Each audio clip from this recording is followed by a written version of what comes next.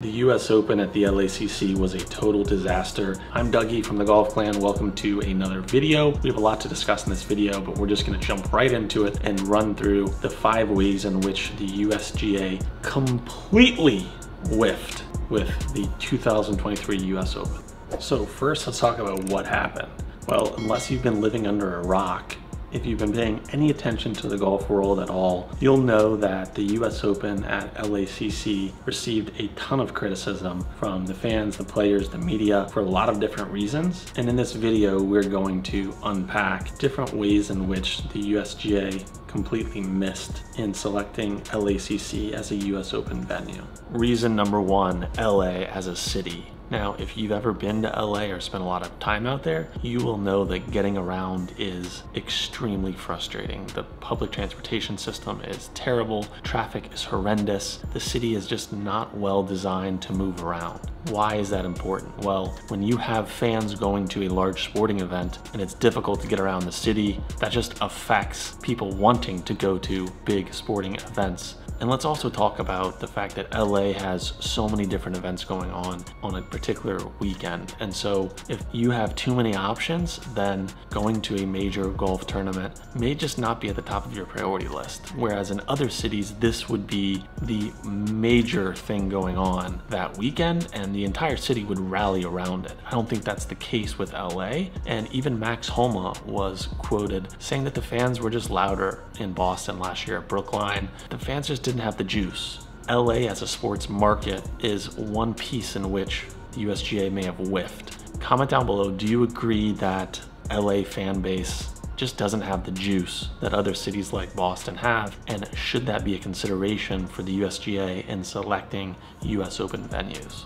Number 2, LACC is not built or set up to be a US Open venue. Let's just first start with the spectators. The course is not built to be a spectator-friendly course. It's a very dramatic setup, it's a small footprint, and navigating the course or getting good scenic views of what's happening, it's just not how LACC is designed or built. Whereas other venues, let's say Oakmont, it's just better as a spectator to follow what's going on. LACC is small. There were roughly 23,000 fans on average at this year's US Open, whereas last year at Brookline, the average was 30,000, and venues such as Oakmont can host up to 50,000 spectators. Numbers matter when you're talking about crowd and crowd energy. Having a small footprint is another reason why LACC was just a miss this year. LACC was also criticized as not being a traditional US Open course. What do I mean by that? Well, one of the common criticisms was that the fairways are just too wide.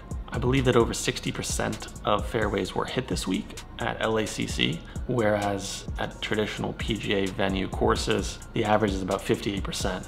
All right, now I want to pull up a couple tweets. First, we have one from Stool Presidente, Dave Portnoy, saying, "I'm watching people chip out of the rough with no problem. People birdieing every hole. The course looks like it's on a highway. What a disgrace this US Open is." And this, I'm guessing, came on Thursday morning. What was happening on Thursday was bad. Scores were crazy low, course was soft, and yeah, the course was getting a lot of criticism for just being way too easy for a US Open test. Fairways were wide, and when the conditions and the turf was a little soft, players in the morning on Thursday were taking advantage of it, and people were not happy about it. All right, let's pull up another tweet by Seth Davis, at Seth Davis Hoops. "As an LA resident, I've been lucky enough to play LACC several times, including 6 weeks ago. These are exceptionally wide fairways for a US Open. Needs to be hard and firm to be challenging. If conditions stay soft, I predict an unusually low winning score for an Open." This just fits exactly into what we've been talking about here. When people think of the US Open, they think firm, fast, low scores. Like, people want to see players struggle, right?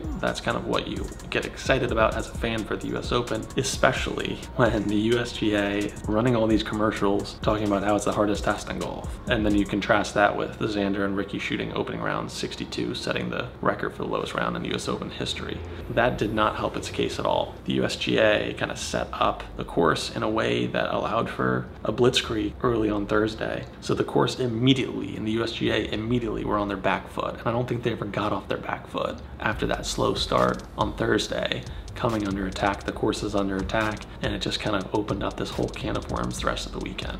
Number 3, the USGA agreed to give LACC a certain number of tickets for its members. Now we're getting into the meat of the argument here. Roughly 23,000 tickets per day. Out of those 23,000, 14,000 went to tents and corporate hospitality suites. So that left 9,000 for general spectators, right? And of those 9,000, it is believed that LACC took about 4,500 or half of them for its members. All of this means that the general public only had 4,500 tickets per day. And that's just simply not enough for a US Open where you're trying to get energy from the crowd. You had people like Matthew Fitzpatrick making hole-in-ones and not getting anything from the crowd. He was quoted afterwards saying, "I wish it had been louder." That's just a bad look when you have players talking about how poor the energy was from the fans. Not a good look. Again, that goes back to the USGA making an agreement with LACC in terms of giving away so many tickets to corporate hospitality suite and also to the LACC members. Very poor negotiating on behalf of the USGA there, basically just giving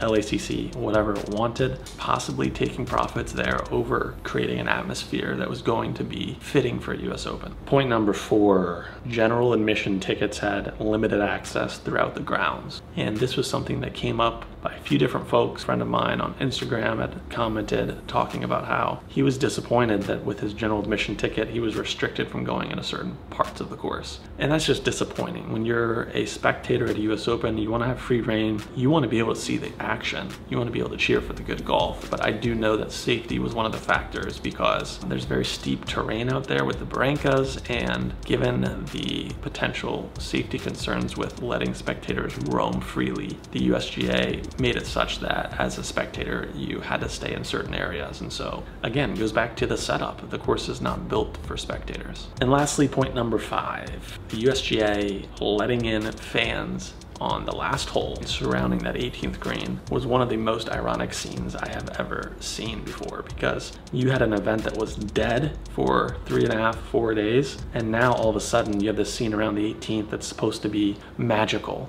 and storybook ending. And you even had one of the commentators saying all of LA is around the 18th green. It was just a very bad way to end, and it was almost like LACC or the USGA was wanting this scene around the 18th green to kind of wash away the last 3 days of having no energy in the crowds, and it just didn't do it. It was just not a magical scene on the 18th. I mean, Wyndham Clark was 2-putting for the win, and the crowd was wanting a Rory victory or a Ricky victory. I made a post on Instagram asking if LACC was located on the East Coast, whether it would be a top major championship venue, and I received a ton of comments on this post, way more that I can cover in this video, but I did want to just pull up one comment here. Sam Durdollar said, "It was more the lack of energy from the small crowd, and then suddenly when this poor kid, Wyndham, has to hit the biggest putt of his life, it turns into a cross of the waste management and running of the bulls in Pamplona, typical USGA gong show." And that is part of my point here, and just the irony of it all. It was just crazy to see what happened on the 18th. That was really just comical. It just didn't really add up in terms of the fans swarming the 18th to see a player win that maybe was not the crowd favorite after 3 days of having a very dead event. Do you agree with these points? Do you think that the USGA whiffed here with LACC? And do you think that the US Open should return to LACC in 2039? What did I miss? What did I miss in this analysis? Comment down below. And I know I was just sharing some of the criticisms, and there's some positives and some silver linings here, but the point of this video is to talk about what went wrong and who was to blame here. And I believe that the USGA really just took corporate profits here over putting the fans and the players first. And I don't think that they're gonna make that mistake again, because the media was very outspoken, the players were very outspoken that this event was just a big miss. So hopefully the USGA can learn from this and really prioritize putting on the best event possible. And there has to be better spectating and more energy from the crowd at a US Open. The players deserve it. Even on TV watching, you deserve more. If you're new to this channel, I'm Dougie from the Golf Clan. I make videos covering the golf world. I would love it if you could absolutely slap that subscribe button. It would mean a lot to me. Hope you enjoyed this video covering how the USGA whiffed with the US Open this year at LACC. Comment down below, is this criticism valid? Is it overblown? Did you have the chance to go to LACC and watch the US Open? What's your perspective? Would love to hear it in that comment down below. Until next time, see ya.